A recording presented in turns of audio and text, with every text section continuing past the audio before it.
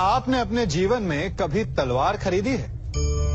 क्या देखकर तलवार खरीदते हैं? उसकी मयान देखकर या उसकी धार देखकर? अरे, मैं भी कैसा प्रश्न पूछ रहा हूं आपसे।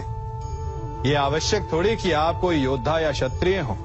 ये भी हो सकता है कि आप कोई व्यापारी, कोई छात्र या शिक्षक हो। तो चलिए मैं आपसे ये पूछता हूं कि आप नए वस्त्र कैसे खरीदते हैं? क्या उसका रंग रूप देखकर खरीदते हैं या उसकी गुणवत्ता देखकर? गुणवत्ता देखकर, है ना? ठीक उसी प्रकार जब आप किसी मनुष्य से मिले तो उसके रंग रूप पर मत जाइए, उसका आचरण समझने की चेष्टा कीजिए, उसकी मेधा, उसकी प्रतिभा का मूल्यांकन करने का प्रयास कीजिए। आपका जीवन बहुत ही सरल हो जाएगा। आप सब ने अपने जीवन में एक कहावत तो सुनी ही होगी कि एक चुप 100 को हराए। सुनी है ना?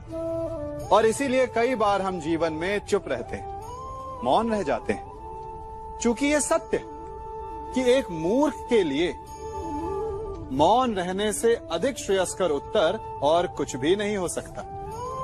परंतु क्या जीवन में सदैव मौन रहना, सदैव चुप रहना क्या उचित होता है? नहीं।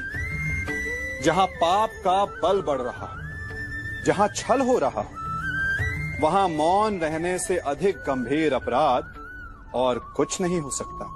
मौन रहकर कदाचित आप समस्या से बच जाएं, परंतु आप संसार को समस्याओं में उलझा देते हैं। इतिहास साक्षी है कि पापियों के उद्दंडता ने संसार को इतनी हानि नहीं पहुंचाई जितना कि सज्जनों के मौन ने पहुंचाई। यदि कोई मूर्ख बोल रहा है तो मौन रहना उचित है, परंतु यदि कहीं अपराध हो रहा है, छल हो रहा है, तो उठिए और विरोध कीजिए, क्योंकि आप भले ही न सही, परंतु आपकी आने वाली पीढ़ी इस पाप के दंड को अवश्य सहेगी। जीवन में सफल कौन नहीं होना चाहता? पद में, प्रतिष्ठा में आकाश जैसी ऊंचाई किसे नहीं चाहिए? स्थिरता में भूमि जैसी दृढ़ता किसे नहीं चाहिए? सभी को चाहिए। परंतु सफलता का पुष्प अपने साथ अहंकार का कांटा भी लाता है। सफलता आपको आनंद देती है, उपलब्धि आपको गर्व देती है, और फिर यही आनंद धीरे धीरे अहंकार में परिवर्तित हो जाता है, फिर अतिक्रमण में और अंततः अन्याय में। और यही से सफलता का नाश प्रारंभ हो जाता है। यदि आप चाहते हैं कि आपकी सफलता लोगों की दृष्टि में सम्मान बनकर रहे, लोगों के मन में शूल बनकर नहीं, तो ये आप वृक्ष से सीखिए। फलों से लदने के पश्चात वो झुक जाता है। उसी प्रकार सफलता मिलने पर विनम्रता अधिक आवश्यक है, और जीवन में अधिक सफलता पाने के लिए या पाने पर और अधिक विनम्र हो जाना चाहिए। संसार का सबसे बड़ा पाप क्या है? असत्य बोलना, हत्या कर देना, चोरी करना या किसी का अपमान करना। संसार का सबसे बड़ा पाप है किसी निर्बल को सताना, और संसार का सबसे बड़ा दंड भी उस निर्बल के मुख से निकली हाय है। आप देख रहे हैं मैं क्या कर रहा हूं? मैं लौह पिघला रहा हूं, और ये लौह पिघलता है इस चमड़ी की बनी धोनकी से निकली हवा से। तनिक सोचिए, एक मृत पशु की खाल से बनी धोनकी इतने कठोर लोहे को भस्म कर सकती। ठीक उसी प्रकार आप चाहे जितने भी शक्तिशाली क्यों ना हो, यदि आपने किसी निर्दोष, किसी निर्बल को सताया, तो उसके मन से निकली हाय और उसका श्राप आपके जीवन को भस्म कर सकता है।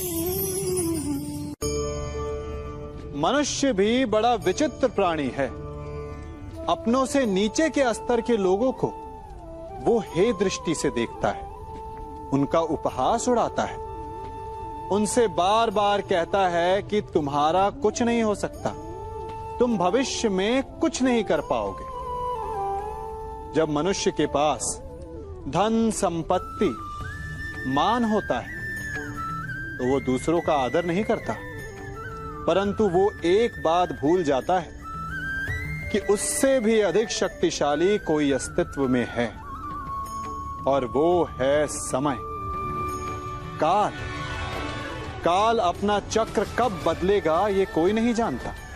समय अपनी करवट कब लेगा ये कोई नहीं जानता। कोयला भी समय के साथ साथ हीरे में परिवर्तित हो जाता है। इसलिए जीवन में कभी भी किसी का भी उपहास नहीं उड़ाना चाहिए। कभी सोचा है हमारा जीवन भी उस रेत की घड़ी की भांति है?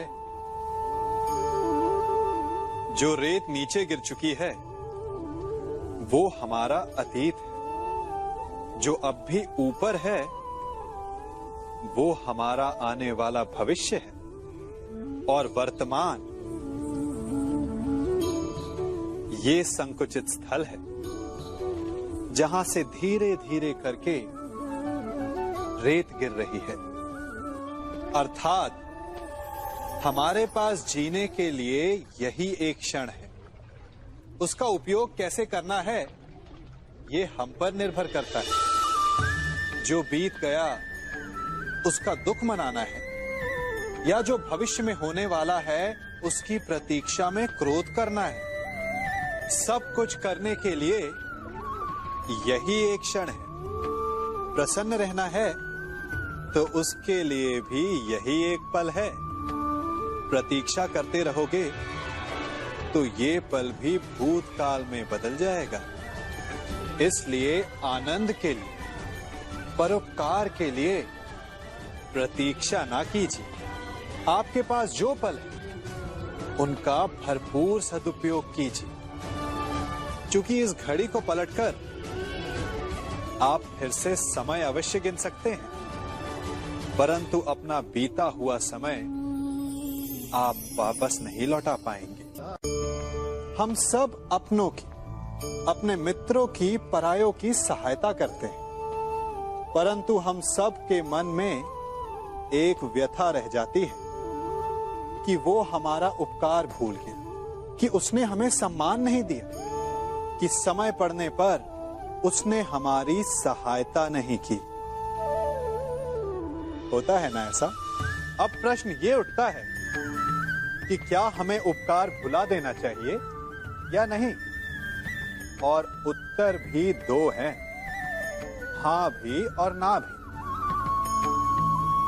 हमें दूसरों पर किए गए उपकार को भुला देना चाहिए, परंतु यदि किसी ने हम पर उपकार किया है तो उसे नहीं भुलाना चाहिए। यदि दूसरों पर किए उपकार भुला दिए तो अपेक्षा नहीं रहेगी। अपेक्षा नहीं रहेगी तो वो टूटेगी नहीं, मन कुंठित नहीं होगा, और स्वयं पर किए गए उपकार को स्मरण रखा तो उसे चुकाने के लिए सदा तत्पर रहेंगे, उपकार करने वाले के कृतज्ञ रहेंगे, तब भी मन प्रसन्न रहेगा।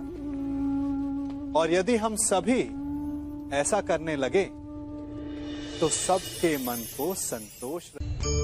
प्रत्येक मनुष्य सफलता पाने के लिए कार्य करता है। कुछ सफल होते हैं, कुछ नहीं होते, और जो सफल नहीं होते वो सदा अपनी असफलता का कारण या तो अपनी परिस्थितियों को बताते हैं या अपने सहयोगियों को दोषी ठहराते हैं। परंतु क्या वास्तविकता में ऐसा ही होता है? क्या कोई परिस्थिति या कोई व्यक्ति किसी की असफलता का कारण बन सकते हैं? उत्तर हां भी है और ना भी। कैसे? आप इस तितली को देख रहे हैं? आपने एक मक्खी को भी देखा होगा। प्रकृति ने दोनों को समान गुण दिए हैं रस पान करने का। एक तितली फूलों पर जाकर उसका रस लेती और इस अवस्था में नए फूल खिलने की व्यवस्था भी करती है। और मक्खी घाव पर बैठती है, घाव को सड़ाती है और रोग भी फैलाती है। यदि इसमें किसी बात का अंतर है तो केवल सोच का। यदि आप उचित मार्ग चुनेंगे तो आपको सफलता मिलेगी, आप में उत्साह बढ़ेगा। और यदि आप अनुचित मार्ग चुनेंगे तो आपको असफलता मिलेगी, निराशा मिलेगी। अब उचित मार्ग चुनना है या अनुचित मार्ग, ये निर्णय तो आप पर निर्भर करता है।